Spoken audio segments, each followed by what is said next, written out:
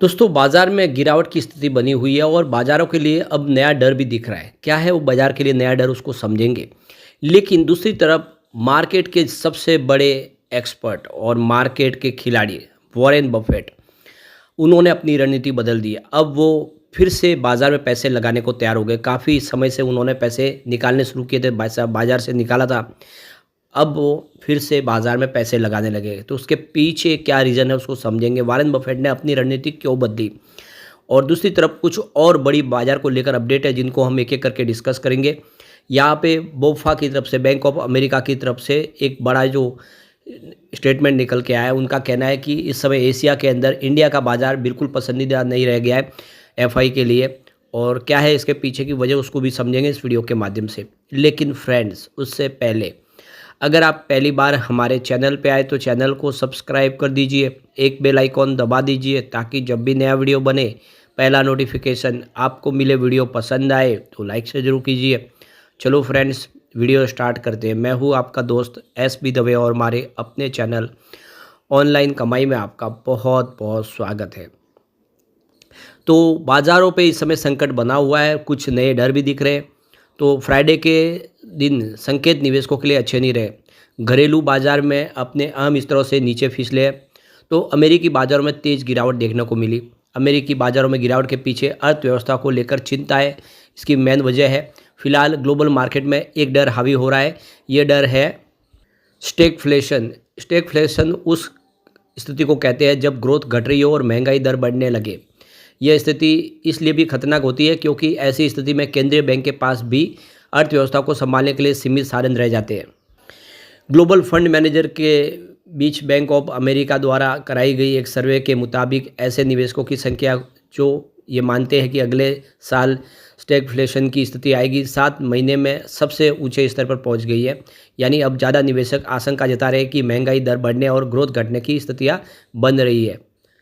और यहाँ पे एक्सपर्ट मान रहे हैं कि अमेरिका के राष्ट्रपति ट्रंप टैरिफ को लेकर जो कदम उठा रहे उससे टैरिफ वार शुरू हो सकता है। टैरिफ अगर बढ़ते हैं तो उत्पादों की कीमतों में भी बढ़ोतरी होगी, यानी दुनिया भर में महंगाई दर बढ़ जाएगी। एक्सपर्ट की माने तो ये स्थिति काफ़ी नुकसानदेह साबित हो सकती है जब कई बड़ी अर्थव्यवस्थाएं ग्रोथ बनाए रखने के लिए जूझ रही हो। न्यूयॉर्क टाइम्स की रिपोर्ट के मुताबिक ट्रंप के टैरिफ वॉर से यूक्रेन की मुश्किलें और बढ़ सकती है। एक्सपर्ट के हवाले से रिपोर्ट में कहा गया है कि अमेरिकी राष्ट्रपति यूरोप के साथ टैरिफ बढ़ाने को लेकर उस समय कदम उठा रहे हैं जब यूरोप की टू बड़ी जर्मनी और फ्रांस ग्रोथ की रफ्तार को बढ़ाने के लिए जूझ रही है और बढ़ती एनर्जी कॉस्ट, महंगाई दर के साथ यूक्रेन संकट से उपजे हालातों का सामना कर रही है। वही डब्ल्यूटीओ ने में चीन के एम्बेसडर ने कहा है कि अमेरिकी राष्ट्रपति द्वारा लगाए जाने वाले टैरिफ से आर्थिक अनिश्चितता बढ़ेगी और ग्लोबल ट्रेड पर बुरा असर देखने को मिलेगा। इसके साथ ही देशों में महंगाई बढ़ने की भी आशंका है, यहाँ तक कि इन कदमों से ग्लोबल स्लोडाउन तक देखने को मिल सकता है। वैसे अमेरिका की सरकार इन सब बातों को निराधार बता रही है। हालांकि आर्थिक आंकड़ों ने अर्थव्यवस्था को लेकर नई आशंकाएं खड़ी कर दी है, जिससे अमेरिकी बाजार नीचे आ गए हैं। आर्थिक आंकड़ों के मुताबिक संकेत है कि अमेरिका की बिजनेस एक्टिविटी घट रही है और कंज्यूमर सेंटिमेंट्स कमज़ोर हो रहे हैं। इसके साथ ही आर्थिक अनिश्चितता भी बढ़ रही है। दरअसल महंगाई बढ़ने की आशंका से कंज्यूमर खर्च को लेकर सतर्क दिख रहे हैं। रॉयटर्स की एक रिपोर्ट्स में एक्सपर्ट के हवाले से कहा गया है कि मौजूदा संकेतों को देखते हुए लगता है कि अनिश्चितता और उतार चढ़ाव इस तिमाही के अंत तक बना रहेगा। शुक्रवार के कारोबार में 3 जो प्रमुख इंडेक्स है 1.5% से ज़्यादा गिरे। वहीं नेस्डैक में 2.2% की गिरावट हुई। बाजार में गिरावट दोपहर बाद बढ़ गई। दरअसल टैरिफ ऐलान को लेकर अनिश्चितता बढ़ने के बीच कारोबारियों ने सौदे को सोमवार तक ले जाने के जगह पर बाजार से पैसा निकलने को प्राथमिकता दी। दूसरी जो रिपोर्ट और निकल के आ रही है, एफपीआई की तरफ से लगातार पैसे निकाले जा रहे और आप देख सकते हो कि करीब 23,710 करोड़ रुपए अभी तक कंपनी निकाल चुकी है इस महीने, और 2025 में अभी तक आउटफ्लो 1 लाख करोड़ के पार हो गया है। तो विदेशी पोर्टफोलियो निवेशकों ने इस महीने अब तक 23,710 करोड़ रुपए निकाल दिए हैं और 2025 की पूरी बात करें तो 1 लाख करोड़ रुपए से अधिक निकाल लिया गया है। न्यूज एजेंसी पीटीआई के मुताबिक जियोजित फाइनेंशियल सर्विस के chief investment strategic officer VK Vijay Kumar का मानना है कि भारत में एफपीआई के निवेश में रिकवरी तब आएगी जब आर्थिक वृद्धि और कंपनियों की आय में सुधार होगा। इसके संकेत 2 से 3 महीनों में मिलने की उम्मीद दिखाई दे रही है। डिपॉजिट के आंकड़े के अनुसार विदेशी पोर्टफोलियो निवेशकों ने इस महीने 21 फरवरी तक करीब 23,710 करोड़ रुपए निकाले। इससे पहले जनवरी में उन्होंने 78,027 करोड़ रुपए के शेयर बेचे थे। इसी तरह 2025 में अब तक एफआई का 1,01,737 करोड़ रुपए की बिकवाली ऑलरेडी उन्होंने कर दी है। तो लगातार बिकवाल बने हुए एफआई।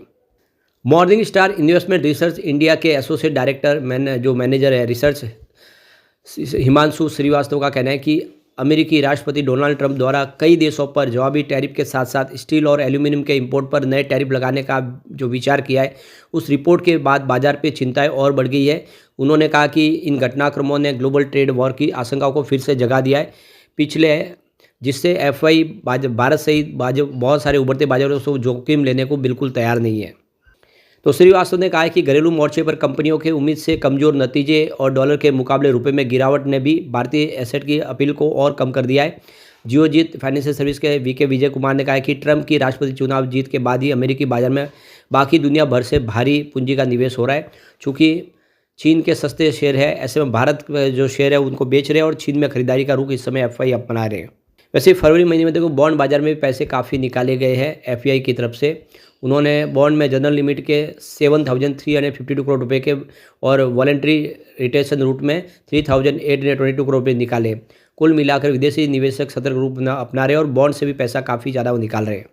लेकिन बाजार के लिए जो सबसे अच्छी गुड न्यूज़ है वॉरेन बफेट, जो इस समय जो मार्केट में जो सबसे बड़े जो खिलाड़ी है पूरे विश्व के अंदर, तो वो है वॉरेन बफेट। और उन्होंने अपनी रणनीति बदल दी है। कुछ समय पहले अगर देखें तो उन्होंने शेयर बाज़ार से तौबा की थी, उन्होंने वहाँ से बिकवाली की थी, लेकिन अब वो फिर से लौट के आए। तो यहाँ पे देखो कि पिछले साल 2024 में बर्कशायर हाथवे ने अपने कुछ भारी निवेश को भुनाते हुए नकदी में बदल दिया था। अब इस साल बर्कशायर हाथवे के चेयरमैन वॉरेन बफेट का कहना है कि इस साल के आखिरी तक वह 33.4 थाउजेंड करोड़ डॉलर यानी करीब 29 लाख करोड़ रुपए का निवेश करेंगे और ये निवेश बॉन्ड में नहीं बल्कि स्टॉक में होगा। पिछले साल आखिरी तिमाही में वॉरेन बफेट ने आईफोन बनाने वाली एप्पल के शेयरों को बेचकर 900 करोड़ डॉलर यानी करीब 78,000 करोड़ डॉलर की नकदी इकट्ठा की थी। तो वॉरेन बफेट जो बाजार से पैसे निकाल रहे थे वो फिर से बाजार में लौटने की बात करने लगे हैं। ये बाजार के लिए शुभ संकेत है। पिछले साल 2024 में वॉरेन बफेट के इन्वेस्टमेंट फर्म बर्कशायर हाथवे के स्टॉक की वैल्यू 8,200 करोड़ डॉलर से घट के 27.2 हज़ार करोड़ डॉलर के आसपास आ गई थी। अब वॉरेन बफेट कैश स्टॉक में फिर से पैसे लगाने की योजना बना रहे। कंपनी की सालाना रिपोर्ट में उन्होंने कहा है कि राजकोषीय मूर्खता जारी रही तो पेपर मनी यानी कैश का मूल्य खत्म हो जाएगा। उन्होंने कहा कि कुछ देशों में ऐसी मूर्खता आदत सी बन गई है और अब अमेरिका भी इसकी तरफ बढ़ रहा है। वॉरेन बफेट ने कहा कि फिक्स कूपन वाले बॉन्ड्स करेंसी की कीमत गिरने से जुड़े रिस्क को लेकर कोई सुरक्षा नहीं देता है। तो अब वॉरेन बफेट फिर से पैसे स्टॉक मार्केट में लगाने की योजना बना रहे। कंपनी की सालाना रिपोर्ट में उन्होंने कहा है कि हम पैसे फिर लगाएंगे। ये एक बहुत बड़ी राहत है, बहुत बड़ी गुड न्यूज़ है कि एक साल के बाद वॉरेन बफेट फिर से मार्केट में लौट के आ रहे। इससे हम कह सकते हो कि उनको भरोसा है बाजार पे। दिसंबर तिमाही में बर्कशायर हाथवे का ऑपरेटिंग प्रॉफिट सालाना दर पर 71% उछलकर 1,450 करोड़ डॉलर पहुंच गया है। वॉरेन बफेट का कहना है कि बर्कशायर ने जितना टैक्स दिया है वह पिछले साल हर 20 मिनट पर सरकार को 10 करोड़ डॉलर के टैक्स के बराबर रहा है, जो कि टेक सेक्टर के बड़े बड़े दिग्गजों से भी अधिक है। शेयर होल्डर को भेजे गए एनुअल लेटर में सामने आया है कि पिछले साल कंपनी ने 189 ऑपरेटिंग बिजनेस में से 53% की जो कमाई है उसमें गिरावट आई है, लेकिन वॉरेन बफेट का कहना है कि बर्कशायर का परफॉर्मेंस उनकी उम्मीद से बेहतर रहा है। अब एक जो रिपोर्ट और निकल के आ रही है बैंक ऑफ अमेरिका की तरफ से, उन्होंने इंडिया के बाज़ार को दूसरा सबसे कम पसंदीदा बाज़ार में आंक लिया है एशिया के अंदर। तो जो यहाँ पे बैंक ऑफ अमेरिका के लेटेस्ट फंड मैनेजर सर्वे के अनुसार भारतीय इक्विटी मार्केट एशिया में दूसरा सबसे कम पसंदीदा शेयर मार्केट बन गया है और भारत बेंचमार्क इंडेक्स 2025 की शुरुआत से ही दबाव में, क्योंकि विदेशी निवेशकों की बिकवाली और कमजोर नतीजों से निफ्टी 50 को 8 महीने के निचले स्तर पर खींच लिया गया है। और आप देख सकते हो कि इस समय मार्केट काफ़ी नीचे है। तो एशिया के बाज़ारों में जापान रिकॉर्ड हाई इकोनॉमिक और मार्केट आउटलुक के कारण टॉप पर बना हुआ है, जबकि ताइवान दूसरे नंबर पर है। बोफा सिक्योरिटी ने अपनी रिपोर्ट में लिखा है कि पिछले महीने चीन में हुई भारी गिरावट के बाद एलोकेशन में उछाला है, जबकि भारतीय इक्विटी के लिए सपोर्ट कम होता जा रहा है। जो पहले बाजार का पसंदीदा था, एलोकेशन 2 साल के सबसे निचले स्तर पर है। तो दिलचस्प बात यह है कि फंड मैनेजर के सर्वे में सबसे कम पसंदीदा रूप में रैंक में किए गए चीन के बाजार में इस बार महत्वपूर्ण छलांग लगाई है और सर्वे के अनुसार चीन अब एशिया का तीसरा सबसे पसंदीदा बाजार बन गया है और केवल जापान और ताइवान के पीछे अब चीन रह गया है। तो चीन में अब निवेशकों का रुझान बड़ा है, पॉजिटिव हुआ है। तो ये 3 जो है टॉप 3 में बाज़ार हैं, लेकिन इंडिया की नंबर जो है काफ़ी पीछे चली गई है। कुल मिला के बाज़ार के लिए इस समय स्थिति थोड़ी-सी ठीक नहीं है इंडिया के हिसाब से, लेकिन ओवरऑल सेंटीमेंट बाज़ार के सुधरते हुए दिखाई दे रहा है कि जब वॉरेन बफेट बाज़ार में फिर लौट के आए, इसका मतलब आने वाला समय काफ़ी शानदार हो सकता है और फिर बाज़ार में तेज़ी की संभावना भी बनती हुई दिखाई देगी। लेकिन फ्रेंड्स, कोई भी इन्वेस्टमेंट करने से पहले अपने फाइनेंशियल एडवाइज़र से एडवाइस ले लें या अपना खुद का रिसर्च करें, क्योंकि मैंने वीडियो आपके एजुकेशनल पर्पज़ के लिए ही बनाया। वीडियो पसंद आए तो लाइक से ज़रूर कीजिए और चैनल को सब्सक्राइब कर दीजिए। Thank you friends.